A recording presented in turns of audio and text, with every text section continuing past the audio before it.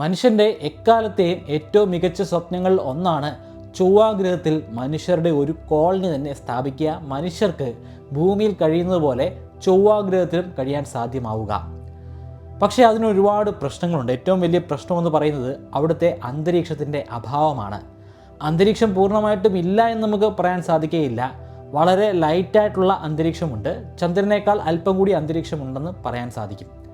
പക്ഷേ ഭൂമിയിൽ എത്രമാത്രം അന്തരീക്ഷമുണ്ടോ അല്ലെങ്കിൽ അന്തരീക്ഷത്തിൻ്റെ ഡെൻസിറ്റി ഉണ്ടോ അതിൻ്റെ 100% മാത്രമാണ് ചൊവ്വാഗ്രഹത്തിലെ അന്തരീക്ഷം. അതിനൊരു മാറ്റം ഉണ്ടാക്കണം. അവിടെ ടെറാഫോമിംഗ് നടപ്പിലാക്കണം. അതിന് മികച്ച ഒരു ആശയവുമായിട്ട് മുന്നോട്ട് വരുന്നത് സാക്ഷാൽ ഇലോൺ മസ്ക് ആണ്. പക്ഷേ നമ്മുടെ നെറ്റി ഒന്ന് ചുളിക്കുന്ന തരത്തിലുള്ള ഒരു ആശയമാണ് അദ്ദേഹം മുന്നോട്ട് വയ്ക്കുന്നത്. വലിയ രീതിയിലുള്ള ഒരു ന്യൂക്ലിയർ ബോംബ് ബ്ലാസ്റ്റ് നടപ്പിലാക്കുക ചൊവ്വാഗ്രഹത്തിലൂടെ. അതിലൂടെ അവിടെ വലിയൊരു അന്തരീക്ഷം ഉണ്ടാക്കിയെടുക്കുക. അതാണ് അദ്ദേഹത്തിൻ്റെ ആശയം. നമുക്ക് വളരെ വ്യക്തമായിട്ട് തന്നെ ആ ആശയത്തിലൂടെ ഒന്ന് കടന്നു പോകാം. അതിൻ്റെ പ്രായോഗികത എന്തൊക്കെയാണ്, എങ്ങനെയാണ് അതൊരു അന്തരീക്ഷത്തെ സൃഷ്ടിക്കുന്നത്, അതുകൊണ്ട് എന്തൊക്കെ പ്രശ്നങ്ങളാണ് ഉണ്ടാകാൻ പോകുന്നത്, എല്ലാം ഒന്ന് പരിശോധിച്ച് നോക്കാം. ചൊവ്വാഗ്രഹം മനുഷ്യന് വാസയോഗ്യമല്ലാതെയാകാനുള്ള കാരണങ്ങൾ നിരവധിയാണ്. ഒന്ന് ജലത്തിൻ്റെ അഭാവം തന്നെയാണ്. പക്ഷേ ജലം അവിടെ ഉണ്ട്. നമുക്ക് കുടിക്കാൻ സാധിക്കുന്ന രൂപത്തിലല്ല ജലമുള്ളത്. മറിച്ച് അതിൻ്റെ ധ്രുവപ്രദേശങ്ങൾ ഐസിൻ്റെ രൂപത്തിൽ ജലം ധാരാളമായിട്ടും അടങ്ങിയിട്ടുണ്ട്. ആ ഐസ് അടങ്ങിയിരിക്കുന്ന പോളാർ റീജിയനിൽ തന്നെ ന്യൂക്ലിയർ ബ്ലാസ്റ്റ് നടത്താനാണ് ഇലോൺ മസ്ക് ഉദ്ദേശിക്കുന്നത്. പക്ഷേ അവിടെ നിന്ന് ധാരാളമായിട്ട് ജലം ഉൽപ്പാദിപ്പിക്കുക എന്നതല്ല അദ്ദേഹത്തിൻ്റെ ലക്ഷ്യം.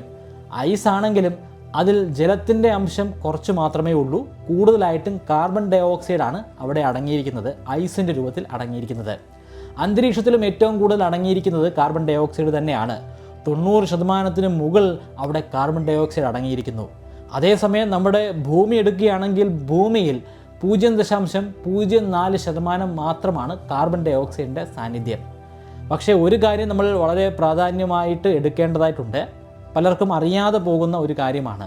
കാർബൺ ഡൈ ഓക്സൈഡ് ഇവിടെ അനാവശ്യമായിട്ടുള്ളൊരു കാര്യമല്ല, ഭൂമിയുടെ കാര്യമാണ് പറയുന്നത്. ഭൂമിയിൽ ജീവൻ നിലനിർത്തുന്നതിൽ കാർബൺ ഡൈ ഓക്സൈഡിന് വലിയ പങ്ക് തന്നെയാണുള്ളത്. അതിൻ്റെ അളവ് കൂടാൻ പാടില്ല, എന്നാൽ അതിൻ്റെ അളവ് കുറയാനും പാടില്ല.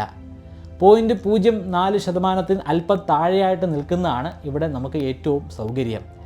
കാർബൺ ഡൈ ഓക്സൈഡിൻ്റെ അളവ് ഭൂമിയുടെ അന്തരീക്ഷത്തിൽ ഉള്ളതുകൊണ്ട് തന്നെയാണ് ഇവിടെ നമുക്ക് ആവശ്യമായിട്ടുള്ള താപനില ഉണ്ടാകുന്നത്. ഇതിനെയാണ് ഗ്രീൻ ഹൗസ് എഫക്റ്റ് എന്ന് പറയുന്നത്. കാർബൺ ഡൈ ഓക്സൈഡ് മാത്രമല്ല ഇവിടെ പങ്കുവഹിക്കുന്നത്. മീഥേൻ എന്ന വാതകം, അതുപോലെ വാട്ടർ വേപ്പർ, അതൊക്കെ വലിയ പ്രാധാന്യം തന്നെയാണ് ഈ ഗ്രീൻ ഹൗസ് എഫക്റ്റിൽ വഹിക്കുന്നത്. കാർബൺ ഡൈ ഓക്സൈഡിനും വലിയ പങ്ക് തന്നെയുണ്ട്. ഇങ്ങനെ ഒരു ഗ്രീൻ ഹൗസ് എഫക്റ്റ് ഉള്ളത് കൊണ്ട് തന്നെയാണ് നമുക്ക് ആവശ്യമായിട്ടുള്ള താപനില ഇവിടെ ഉണ്ടാകുന്നത്. അല്ലെങ്കിൽ ഇവിടെ ജീവിതം സാധ്യമല്ല. അതിൻ്റെ അളവ് കൂടിക്കഴിഞ്ഞാൽ ഇവിടുത്തെ താപനില വർദ്ധിക്കുകയും നമുക്ക് ജീവിക്കാൻ വളരെയധികം പ്രയാസമായി മാറുകയും ചെയ്യുന്നതാണ്. ചൊവ്വാഗ്രഹത്തിൽ ടെറാഫോമിംഗ് നടത്തണമെങ്കിൽ അല്ലെങ്കിൽ ജീവിക്കാൻ പറ്റുന്ന ഒരു സാഹചര്യത്തിലേക്ക് ആ ഗ്രഹത്തെ മാറ്റണമെങ്കിൽ അവിടെയും അവിടുത്തെ അന്തരീക്ഷത്തിലും ധാരാളമായിട്ട് കാർബൺ ഡൈ ഓക്സൈഡ് കൊണ്ടുവരേണ്ടതാണ്. അതിന് ശക്തമായിട്ടുള്ള ഒരു താപനില അവിടുത്തെ അന്തരീക്ഷത്തിൽ ഉൽപ്പാദിപ്പിക്കേണ്ടതാണ്. ചൊവ്വാഗ്രഹത്തിലെ താപനില -62°C ആണ്. ആവറേജ് താപനിലയാണ് പറഞ്ഞത്. അത് വളരെയധികം കുറഞ്ഞ ഒരു താപനിലയാണ്. ആ താപനിലയെ വർദ്ധിപ്പിക്കാനാണ് ഈ ഒരു ന്യൂക്ലിയർ ബ്ലാസ്റ്റ് നടപ്പിലാക്കുന്നത്. പക്ഷേ ഈ ന്യൂക്ലിയർ ബ്ലാസ്റ്റ് നടപ്പിലാക്കുമ്പോൾ ഒരു കാര്യം പ്രത്യേകം ശ്രദ്ധിക്കേണ്ടതായിട്ടുണ്ട്. ബ്ലാസ്റ്റ് ഒരിക്കലും ചൊവ്വാഗ്രഹത്തിൻ്റെ പ്രതലത്തിൽ നടക്കാൻ പാടില്ല. പ്രതലത്തിൽ നടക്കുകയാണെങ്കിൽ ധാരാളമായിട്ട് പൊടിപടലങ്ങൾ ആകാശത്തേക്ക് ഉയരുന്നതാണ്. അത് സൂര്യപ്രകാശത്തെ ചൊവ്വാഗ്രഹത്തിലേക്ക് എത്തിക്കുന്നതിൽ തടയുന്നതുമാണ്. അങ്ങനെ സംഭവിക്കുകയാണെങ്കിൽ നമ്മൾ പ്രതീക്ഷിച്ചതിനും നേരെ വിപരീതമായിട്ടായിരിക്കും ചൊവ്വാഗ്രഹത്തിൽ കാര്യങ്ങൾ സംഭവിക്കുക. അവിടുത്തെ താപനില വർദ്ധിക്കുന്നതിന് പകരം താപനില കുറയുകയാണ് ഉണ്ടാകുന്നത്. അതുകൊണ്ട് തന്നെ ചൊവ്വാഗ്രഹത്തിൻ്റെ പ്രതലത്തിൽ ബോംബ് ബ്ലാസ്റ്റ് നടത്താതെ അതിൻ്റെ ധ്രുവപ്രദേശങ്ങളോട് ചേർന്നുള്ള അന്തരീക്ഷത്തിൽ വെച്ച് തന്നെ ബോംബ് ബ്ലാസ്റ്റ് നടപ്പിലാക്കുക. അങ്ങനെയാണെങ്കിൽ താപനില നമുക്ക് വർദ്ധിപ്പിക്കാൻ സാധിക്കുന്നതാണ്. പക്ഷേ എത്രമാത്രം ന്യൂക്ലിയർ ബോംബുകളാണ് വേണ്ടത്? ഓരോന്നിൻ്റെയും കപ്പാസിറ്റി എത്രമാത്രമാണ്? കൃത്യമായിട്ട് ഇതുമായി ബന്ധപ്പെട്ട് ഒരു ഗണിതം തന്നെ എലോൺ മസ്ക് മുന്നോട്ട് വയ്ക്കുന്നുണ്ട്. 100 മെഗാടണ്ണോളം സംഭരണശേഷിയുള്ള 100,000-ഓളം വരുന്ന ന്യൂക്ലിയർ ബോംബുകളാണ് നമുക്ക് ആവശ്യമായിട്ടുള്ളത്. അത് എത്രമാത്രം ഭീകരമാണെന്ന് മനസ്സിലാക്കാനായിട്ട് നമുക്ക് ലിറ്റിൽ ബോയിയുമായിട്ട് ഒന്ന് കമ്പയർ ചെയ്യാം. അതായത് ഹിരോഷിമയിൽ അമേരിക്ക ഇട്ട ബോംബായിട്ടുള്ള ലിറ്റിൽ ബോയ്, അതിൻ്റെ കപ്പാസിറ്റി 12 കിലോടൺ മാത്രമാണ്. അത് വെച്ച് നോക്കുമ്പോൾ 100 മെഗാ ടൺ എന്ന് പറയുന്നത് അതിഭീകരമായിട്ടുള്ള ഒരു സംഖ്യ തന്നെയാണ്. മാത്രമല്ല 1,00,000-ഓളമുള്ള അത്തരത്തിലെ ബോംബുകളാണ് നമുക്ക് ആവശ്യമായിട്ടുള്ളത്. ഭൂമിയിൽ കണക്കനുസരിച്ച് നമ്മൾ ഇതുവരെ നിർമ്മിച്ചിട്ടുള്ള ന്യൂക്ലിയർ ബോംബുകളുടെ എണ്ണം വെറും 20,000 മാത്രമാണ്. ചിലപ്പോൾ അതിനേക്കാൾ അല്പം കൂടുതലുണ്ടായിരിക്കാം. കണക്കുകൾ പല രാജ്യങ്ങളും പ്രസിദ്ധീകരിക്കാത്തതായിരിക്കാം. എന്തായാലും 1,00,000 എന്ന് പറയുന്നത് വലിയൊരു സംഖ്യയാണ്. അത്രത്തോളം ന്യൂക്ലിയർ ബോംബുകൾ നമ്മൾ ഉൽപ്പാദിപ്പിച്ചിട്ടില്ല. പക്ഷേ 1,00,000 എന്ന് പറയുന്ന സംഖ്യ അച്ചീവബിൾ തന്നെയാണ്. നമുക്ക് അത്രയും ന്യൂക്ലിയർ ബോംബുകൾ ഉൽപ്പാദിപ്പിക്കാൻ സാധിക്കുന്നതാണ്. പക്ഷേ ഇതിനെ എങ്ങനെയാണ് ചൊവ്വാഗ്രഹത്തിൽ എത്തിക്കുക? ചൊവ്വാഗ്രഹത്തിൽ എത്തിക്കണമെങ്കിൽ ശക്തമായിട്ടുള്ള റോക്കറ്റ് ലോഞ്ചറുകൾ നമുക്ക് വേണ്ടതായിട്ടുണ്ട്. നമ്മുടെ ഇന്ത്യയിൽ എന്തായാലും അത്തരത്തിലുള്ള റോക്കറ്റ് ലോഞ്ചറുകൾ ഒന്നും തന്നെ ഇല്ല. പക്ഷേ ഇലോൺ മസ്കിൻ്റെ തന്നെ സ്പേസ് എക്സ് എന്ന സ്ഥാപനം ഇത്തരത്തിലുള്ള റോക്കറ്റ് ലോഞ്ചറുകൾ ഉപയോഗിക്കുന്നുണ്ട്. പക്ഷേ അതിൻ്റെ വില വളരെയധികം വലുതാണ്.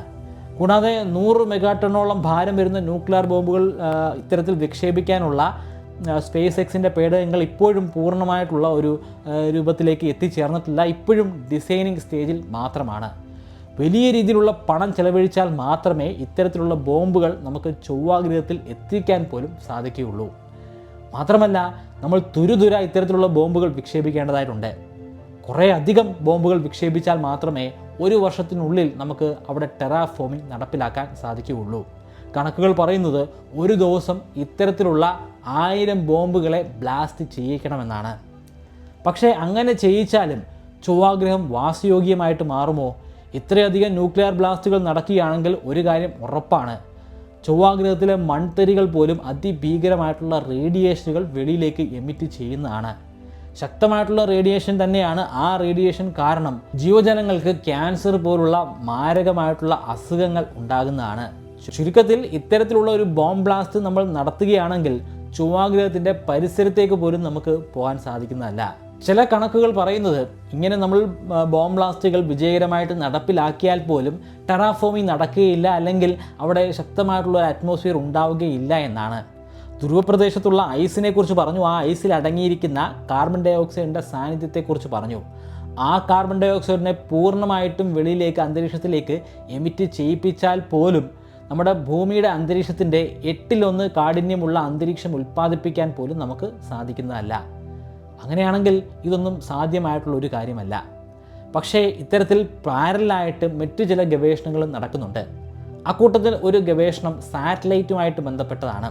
ധാരാളമായിട്ട് ചൊവ്വാഗ്രഹത്തിനെ വലം വയ്ക്കുന്ന സാറ്റലൈറ്റുകളെ വിക്ഷേപിക്കുക എന്ന് മാത്രമല്ല, ആ സാറ്റലൈറ്റുകൾക്കൊക്കെ തന്നെയും വലിയ രീതിയിലുള്ള റിഫ്ലക്റ്റിംഗ് മിറേഴ്സ് ഉണ്ടായിരിക്കേണ്ടതാണ്.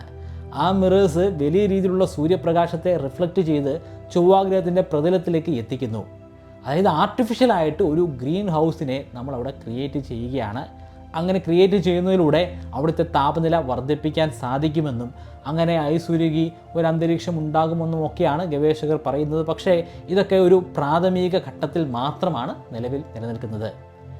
നമുക്ക് ഈ ഒരു ഘട്ടത്തിൽ ഒരിക്കലും ചൊവ്വാഗ്രഹത്തിൽ എത്തിച്ചേർന്ന് ഒരു കോളനി സൃഷ്ടിക്കാൻ സാധ്യമാവുകയില്ല. അതിനുള്ള ഒരു ടെക്നോളജി നമ്മുടെ പക്കലില്ല.